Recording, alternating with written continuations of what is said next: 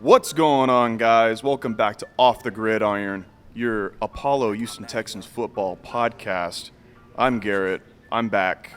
Thank you, Noah, for filling in for me on my absence on Friday. He did a great job. I didn't watch it. I'm just kidding. He's great. He was great. I'm here with Texans Jerry. You Hello. like that? Jerry back in the house. Jerry back in the house. What's going on, man? Jerry, Texans Jerry. How do you feel? How do you freaking feel, brother? I will say it's been 2 weeks since I've been on the pod, and it is like it has been 2 years with the way that I feel right now. 2 years. 2 whole years. You know, going from being 0-3 and just completely down in the dumps, thinking like, will we be having a top 5 pick? And then all of a sudden we've put up 64 points. No, wait, we put up 70 points in the last 26, 44. Yeah, in the 70 last points five. in the last 2 games. Yeah. So, both were wins, both were blowout wins, both were good defensive performances, and both were shockingly good offensive performances as well. So, I'm feeling pretty great, honestly. It's a great summarization of what's been happening in the last 2 games with the Houston Texans. The Houston Texans, Week 5, have beat the Baltimore Ravens in Baltimore for the first time in franchise history. Got that monkey off our back. 44-10, a 34-point margin. I know that Lamar was out. A lot of the starters in the Baltimore end was out. Very proud of the team, though. Very, very proud of this win. This team looked, and again, I know that Baltimore's had a lot of injuries and a lot of struggles so far this year. I don't care. I do not care. Don't care at all. They're still a professional football team. Still a football team, and we put up 44 on them, on their faces in Baltimore. And like I said, this was a big team win to get on track, because going into the bye week, because now we're going into the bye week. If going into the bye week at 1-4 after dropping 1 in Baltimore to the Cooper Rush-led Baltimore Ravens, that's tough. That's tough tickets. We didn't do that. We walked in there. We made our money. We left feeling good, feeling happy. Like I said, first win in franchise history in Baltimore.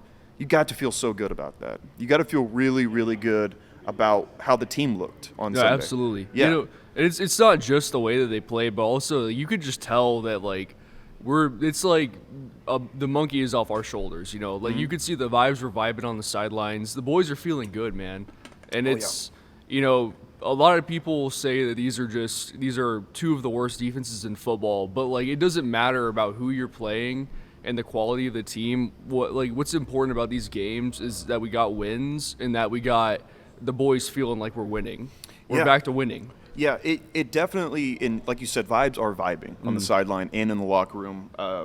The confidence is going up on the team.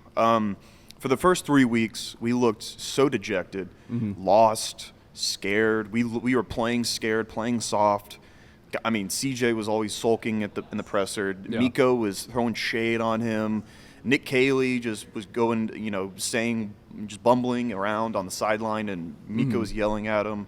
We looked completely lost. The season already looked derailed, but now our confidence is back, or it's coming back. Yeah. We're poised, we're decisive, playing hard. And, I mean, you can't say enough about the job that D'Amico is doing, salvaging what we have left. Because now you look at it, and I'm looking at our 2-3 record. We could easily be 5-0 right now. Yeah. We could very well be 5-0 heading into the bye week, and we're just looking at the Texans as maybe the best team in the NFL. Yeah. We lost the first 3 weeks by 1 score in each game. And, now we're blowing out teams. And like you said, the boys are smiling. They're laughing. CJ looking – he looks – he's flexing on people after he throws a touchdown pass. He's running for 30 yards. The vibes are vibing, man. Vibes are vibing. What do you think about all those smiles you see on the sideline and in pressers? It's just good, man, because it – really watching the way that the players were acting, the way that CJ was acting, it really looked like we were 0-14 and hadn't won a game since 2022. Yeah. The body language was bad. It was so sad and so just dejected, and you could tell that we were just dying to win because we had lost the first 3 games in a fashion where we could have won against the Rams. We fumbled. And we could have won against the Bucks, and then we just didn't get the stops when we needed to. Like they had like a 4th and 14 or whatever. Baker scrambled. Yeah, that and was then the toughest play of the season right there. Could have beat the Jags, and we threw away the game twice. And it's just like you could tell that that was weighing so heavily on the team. Oh yeah. So just for them to come out and then have 5 quarters in a row of really, really good offense, the defense just kept playing well. It was just so big for confidence and so big for just getting the guys feeling like, okay, like we do have something going on here. And I said this last week after we won against the Titans. It was a slump buster, and it was a purely a confidence builder. Mm-hmm. I don't care how good. I mean, even the Titans just won, so they're not the worst team on the face of the planet in NFL history. It's still a professional football team, and we took care of business, and it looked promising after that. Mm-hmm. We looked happier after that. And I was thinking, I knew that we'd go into Baltimore with that same projection, with that same confidence level, and we did. We immediately, like a first drive, opening drive touchdown. C.J. Stroud, 23 for 27, 244 yards, 4 touchdowns. Only got sacked twice. That's almost a perfect game right there. It's almost a perfect game. He played so well, man, and it was really good to see because honestly, other than one overthrow to Nico Collins, which he should have had, I mean, I would say he played pretty much a perfect game because the rest of the passes either were defended passes or just drops. Oh, yeah. And, like, when you're having a game where you have 27 attempts and you have as many incompletions as you have touchdowns, like, you really can't ask for more than that. Definitely. And, I mean, I said it before, all you got to do is keep CJ upright. Mm-hmm. And again, the Baltimore Ravens have struggled mightily on defense this year, but there was 0 pass rush, and the offensive line did fantastic. I saw a tweet about, here we go, the offensive line, they did great. They're getting steadily better and better with each week. Yep. Gives me confidence. Ursary, this is all according to PFF. Texans Jacob tweeted this. Arianti Ursary had a 76.7 PFF grade. Drew Scruggs had a 48.1. Not the best, but he was the weakest part of the offensive line. Jake Andrews had an 83.3. It's very solid. Yeah. Ed Ingram, who has been the stud on the O-line so far this year. Who would have thought? Ed Ingram's been fantastic. 86.6 PFF grades, allowed 0 pressures. So did Jake Andrews. And Titus Howard, 72.4 PFF grade, allowed 0 pressures as well. That's averaging out about in the 70s right there, maybe high 70s, maybe early 80s. Yeah, that's nails right there. That's absolutely nails. Again, thank you, Texans Jacob, for providing that tweet. But that's about as good as you want your O-line to be with a bunch of misfit, on an island misfit toys. Yeah, I mean, if you could just get Juice Scruggs to pick it up a little bit, like you really could have a solid offensive line unit right there. And, I mean, if we've got everybody having PFF grades of above 70, which, like, PFF is, like, it's a good indicator of whether or not your players are playing well or not. Mm-hmm. If you can get all of them above 70, like, we should be able to win more games than we lose. Absolutely. Yeah. I mean, and you control the game with your O-line playing that well and your defense, which we'll get to eventually, playing out of their minds. And with that, C.J. Stroud can stay upright and spread the ball around, which he did with great efficiency. He was hitting everybody too. Hitting everybody. I mean, you got Xavier Hutchinson. Shout out to Xavier, friend of the show. His first career touchdown, and then another. He doubled his total to 2 of them. He doubled his total to TD count in his career with 2 of them. Jalen Knoll caught his first touchdown. And Nico Collins caught a touchdown over the middle. Perfect throw on a 3rd and goal. CJ made a strike. He had time in the pocket, made a strike to Nico Collins. But they are all strong, decisive throws, and he was spreading the ball around, like you said. I mean, that's what happens when your O-line comes to play. That's what happens when your O-line listens to the coaches, and they follow into the culture, and they're ready to go put their bodies on the line. Because then CJ is better.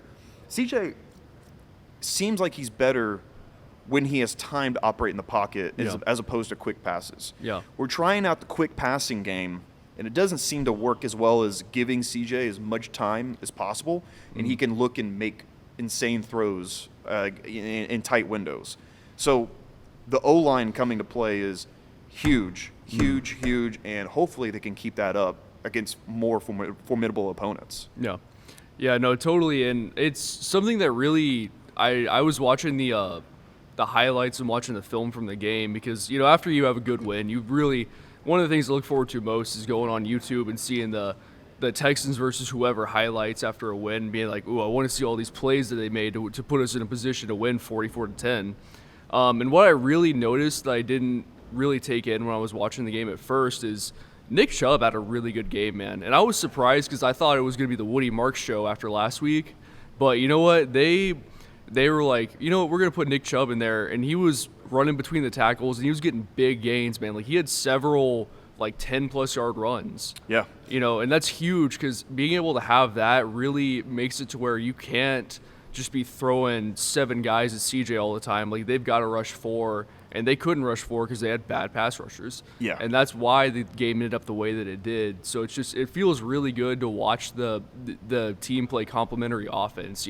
It's not just like, oh, CJ save us, or oh, like CJ's making bad throws. It's like, oh, we're running the ball well effectively. So that way it opens up the pass game, and that way it's back and forth. Like, we'll gash you with a run inside, and then Nico Collins will run like a breaking post over the middle, and we'll gain 20 yards. Definitely. I was in a great segue because I was just about to bring up the rushing attack that we had. Nick Chubb, great game, 11 carries, 61 yards, touchdown at 27-yard. And Nick Chubb is turning it on. I mean, who would have thought that Joe Mixon goes down with – I mean, he might be dead. But Joe Mixon might be dead. I don't know if he ever played football ever. Like, he might not be a figment of my imagination. I don't think he's ever been a part of the Houston Texans. Yeah. He might have been a figment of our imaginations. Yeah. Nick Chubb, though, coming in and immediately making a difference. 11 carries, 61 yards, touchdown. He looked great, grinding out yards. And like you said, we thought this was going to be the Woody Marks show. But now you're starting to form a 1A, 1B type of platoon at running back. Where maybe it's a Nick Chubb game, maybe it's a Woody Marks game, and that's about as good as having just one bell cow third down back. Yeah, it's having a 1-2 punch, kind of like the Detroit Lions. Yeah, I'm not saying this is a David Montgomery, Jahmyr Gibbs comparison. It's almost like great value Nick Chubb, great value David Montgomery and Jahmyr Gibbs with the way they can play and their play styles. But hey, I mean, like last week was the Woody Marks game, this week is the Nick Chubb game.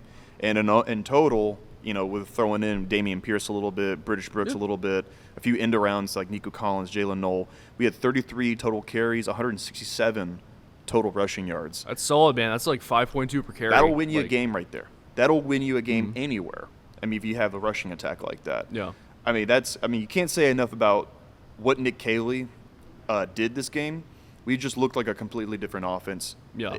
Totally.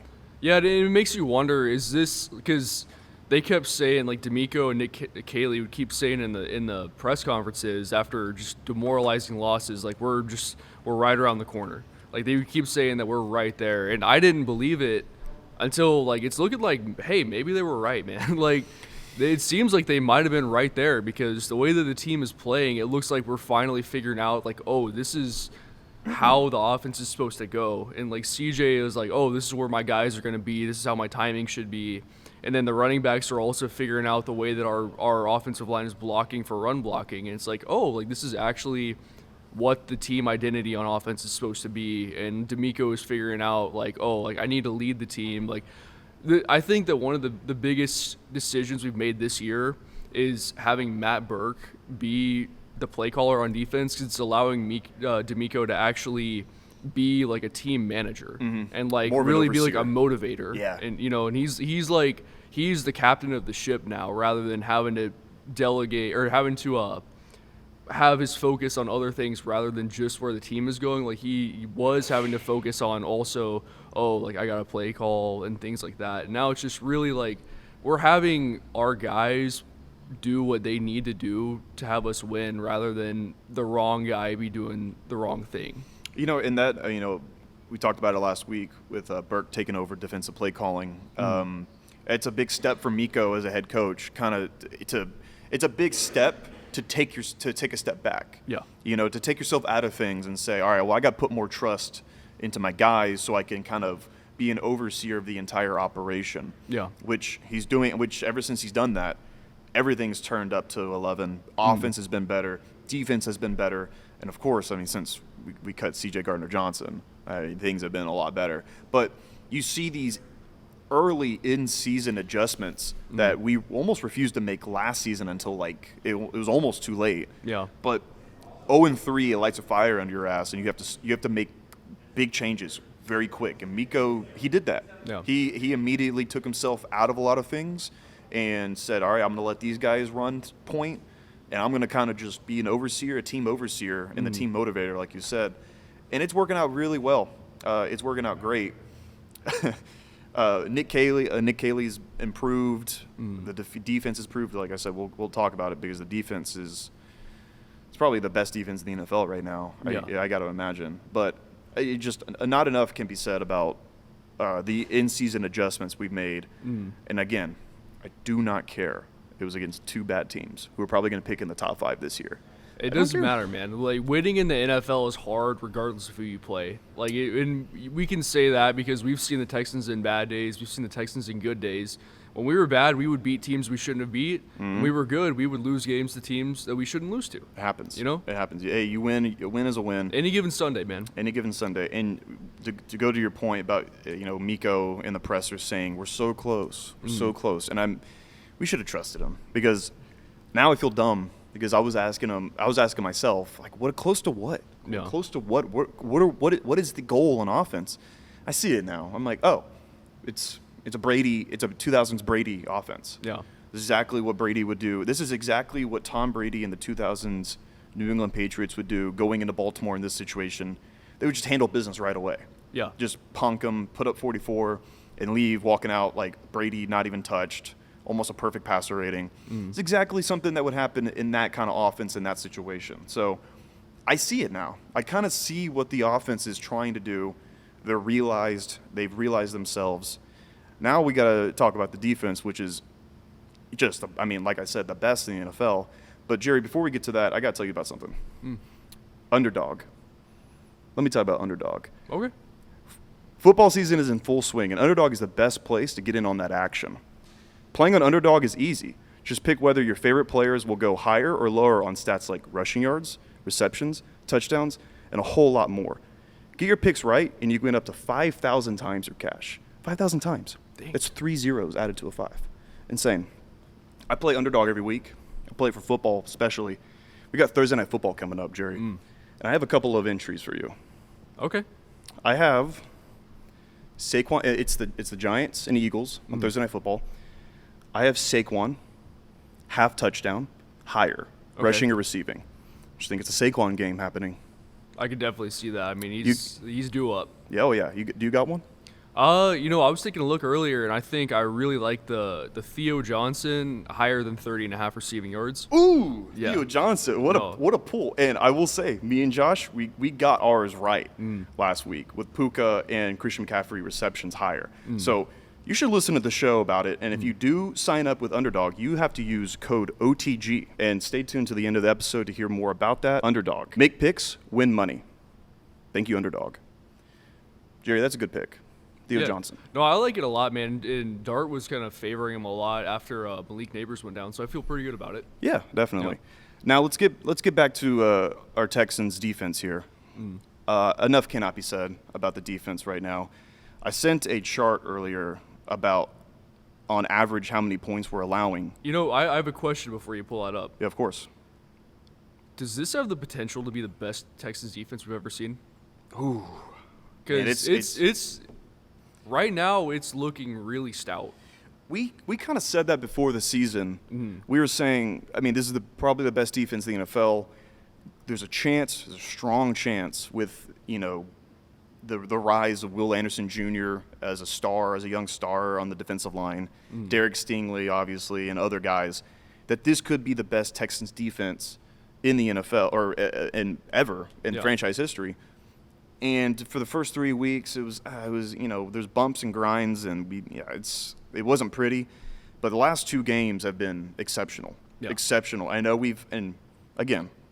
I want to keep expressing that I realize we played 2 bad teams, and I want to keep expressing that I do not care. Our defense, they played their asses off.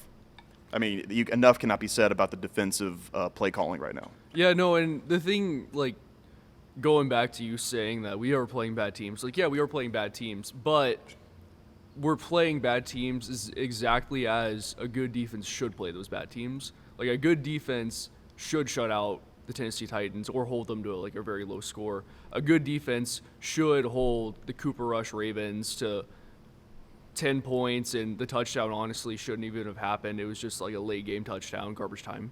Yeah. Like, we played it exactly as we should if we were a good defense. Yeah. I would say this Texans defense is a top 5 NFL defense, a top 3 NFL defense maybe, and it could even end up being the number 1 defense in the NFL at the end of the year. I mean, it's looking like it right now. Right now, the second team in the NFL in defensive points or defensive scoring is the Broncos with 17. We're not at 16. We're not 15. We're not 14. We're not even at 13. We're allowing 12 points a game right now. That's by far the best in the NFL. The turnovers are also coming and in care packages now. Cooper Rush threw 3 interceptions, 2 of them to Jalen Petrie, who has 3 on the year now. One of them to Kamari Lassiter on an insane deep ball interception. And we had only 1 sack, but it was Mari Edwards Jr. And we gave Cooper Rush hell all day long. Yeah, we gave him hell all day long. Just a smart, fast, chippy, elite defense that we're working with right now. I mean, they can is like I said, going back to the offensive side, as long as the O-line is playing, they're coming to play. The defense is going to eat your lunch. Yeah. The defense is going to go into any stadium and eat your lunch. So, Jerry, you might be right about this being the best Texans defense we've ever seen. I mean, there are just monsters everywhere, and like Jalen Petrie, I would say, might be playing at the best level he's ever played at. And Kamari Lassiter is looking like he could be like a Pro Bowl level cornerback. And we know what Derek Stingley is. And like we've got dudes at linebacker. I mean, we don't even need to get started on defensive line because we know that we have the best in the NFL. We have 2 of the top 10 edge rushers in the NFL on the same team. You know, like Will Anderson Jr. could be a Defensive Player of the Year candidate, and so could Daniil Hunter. So like there really are no holes. Even like we've got good like MJ Stewart playing well. Like we've got good fill-ins, man. Like we've got a good squad altogether. You know, I have a hard time looking at this Texans defense and really seeing, other than maybe like we don't have the best coverage linebackers, but like we have 5 guys in the secondary that can play coverage. Definitely, yeah. Oh, like, yeah. There's guys everywhere that are versatile as hell. Yeah, they can do like, anything. Jalen Petrie is playing at like an All-Pro level right now. Like he could cover anybody on the field. We got to give Jalen Petrie his flowers. Yeah, we got to give Jalen Petrie his flowers because this guy might be the best nickel corner in the NFL. And he can play everywhere. He can play all over the field. I don't know what he can do defensively other than maybe line up in nose tackle because like maybe he could. I don't know. Fuck it. He can rush the quarterback. Like whenever we blitz him, he blitzes very well, and he's playing well in coverage. He's swarming. He's getting these tip passes and getting picks out of them. Like he's everywhere. He can hit. He's everywhere you need him to be on the field, and he got some pop too. He's the Grim Reaper. He will take your soul, or he'll bait you into throwing a bad pick. Yeah. He's just that good and versatile, and it only helps your defense when you keep him off the field for as long as possible. I mean, time of possession to our 36 minutes and 33 seconds. The Ravens had the ball for 23 minutes, 27 seconds. I mean, the defense was on the field for only 23 minutes. Yeah, they're playing fresh, so they play well, man. Absolutely. I mean, there's a strong difference between the first 3 weeks and now when we win the time of possession. I think Tampa had the ball for like 40 minutes when we played them. Yeah. And you could tell the difference between what 17 minutes of time difference makes because the defense 100%. is looking so tired. 100%. They were gassed at the end. Watching Baker Mayfield run all over, scrambling all over your defense, you have a gassed defense, especially ours, who doesn't really allow big plays like that in late opportunities. But the time of possession battle only helps the defense. And like I said, 3 turnovers and only 4 penalties for the entire team. Just in total, a team win. Everyone played well. There wasn't a single bad thing about how we played. It was just a perfect win. Like, it was, like I said, 2000s Patriots with Brady and Belichick coming into town and just saying, oh, they're a depleted Ravens team. We're going to take care of business. Yeah. Took care of business. Other than that, giving that garbage time touchdown, who cares?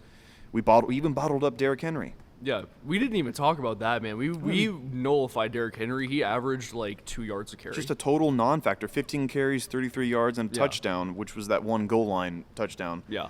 Their rushing attack was non-existent with Derrick Henry, which that was what I saw a lot of Ravens fans on Twitter saying. They were, saying, Derrick Henry, save us, Derrick Henry, because Derrick Henry's only, if he had 150 yards, they had a chance. You have a chance to win the game. Yeah.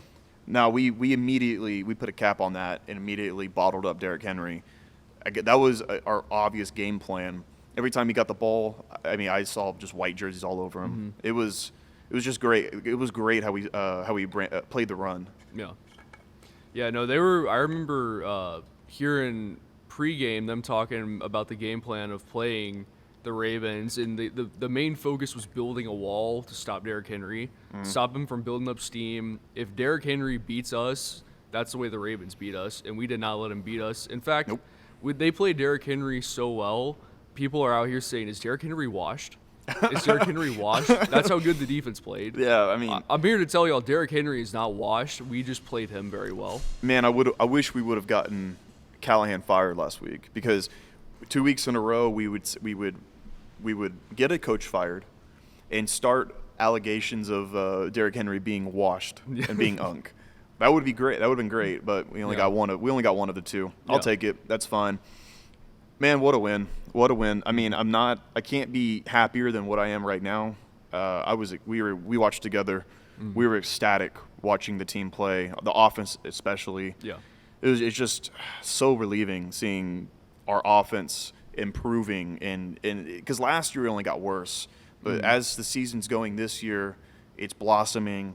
The guys are realizing their roles more. You even have Dalton Schultz doing well. He had a good game, man. He had a really good game. He had 5 receptions for 60 yards. And a lot of them were big-time receptions when we needed him, because we were like, oh, it's like 3rd and 7. We need this play right now. We got to keep the drive going. And he was there. He would just find the soft spot in the defense, get a nice curl route or something like that, and just catch it, possession receiver, and just get the ball, move the chains. Yeah, just not enough can be said. What a win. What a win. Now we're preparing for a bye week. We'll still have a Friday episode talking about what we should, focus on the bye week, because there are some things to fix. And like D'Amico said in his post-game speech in the locker room or whatever, we're only getting started. And I believe him. I finally believe that the Houston Texans are only getting started. 0-3 is tough. And, in 2018 when we started 0-3, I thought our season was over, and then it wasn't. We have a harder schedule than we did in 2018, but I believe that if we play like that we did in Baltimore on Sunday, we can win against just about anybody, including Seattle on Monday night in 2 weeks, or a little bit less than 2 weeks. Yeah. I don't know, man. I'm starting to buy in on this Texans team. Maybe at like a 10-7, 11-6 record. I don't know. 1 week at a time, man. But you know what? If we're a good team, we will beat good teams. If this team is good, we will know come 1 a.m. Tuesday 2 weeks from now. You know? Because it's a 9 p.m. start, which is crazy. But yeah, that's gonna be. We'll talk about that on our future preview episode about it being just so unfathomably late. Just so late. It's crazy. Noah in New York is gonna be watching that shit at 1:30 a.m. Dude, the game starts. It's gonna start at 10:15 his time. That's crazy. That's crazy. But again, what a win! What a win! I'm so hungry. You know where I'm going after this, Jerry? Where are you going, man? I'm going to Big City Wings. Houston's wing joint, Apollo's wing joint. This is the best time of the year to go to Big City Wings. You have NBA preseason. You have MLB postseason. Obviously NFL going on. You got college going on. Just go have a beer, have a couple of appetizers, and share a big platter of wings. The best wings in Houston at multiple locations in Houston. Tell them Apollo sent you. We love that place. We go there all the time. So thank you, Big City Wings. And again, thank you, Underdog, because I'm going to be making Underdog entries right after this with MLB postseason. It's just the best. It's the best place to play and make picks and win money. So thank you, Underdog, and thank you, Big City Wings, for sponsoring this episode of Off the Gridiron. Jerry, Victory Tuesday. Thank you for coming on, Texans Jerry. We'll be back for the Friday episode, kind of talk about the bye week and previewing what we should be focusing on and practicing as a team. Because, again, there's a lot of shit to clean up still. This ain't a perfect team. No. But we can work on it. They're trending in the right direction. We're trending in the right direction. All right. Check out our other stuff on Apollo HOU. We have other great sports podcasts. Our sports content is out of this world. Thank you. Thank you for joining us. Go Texans. Watch Texans. See ya. This episode is sponsored by Underdog. Let me tell you about Underdog real quick. Tell him. Football is in full swing, and the best place to go is Underdog. Playing on Underdog is easy. Just pick whether your favorite players will go higher or lower on stats like rushing yards, receptions, touchdowns, and a whole lot more. Get your picks right, and you can win up to 5,000 times your cash. 5,000. Playing on Underdog during football season is my favorite. I love taking Nico Collins receptions higher, obviously. And, I'll take a little CJ Stroud passing yards on the occasion. Higher, obviously. Love my Texans. Download the app today. Sign up with promo code OTG to score $100 in bonus funds and entries when you play your first $5. That's promo code OTG. Underdog. Make picks. Win money. Must be 18 plus. 19 plus in Alabama and Nebraska. 19 plus in Colorado for some games. 21 plus in Arizona, Massachusetts, and Virginia. And present in a state where Underdog Fantasy operates. Terms apply. See assets.underdogfantasy.com/web/play and get terms _DFS_.html for details. Offer not valid in Maryland, Michigan, New Jersey, New York, Ohio, and Pennsylvania. Concerned with your play? Call 1-800-GAMBLER or visit www.ncpgambling.org. In New York, call the 24/7 HOPEline at 1-877-8-HOPE-NY or text HOPE-NY 467-369. Again, thank you so much to Underdog, and get out there and win some money. Do it. OTG.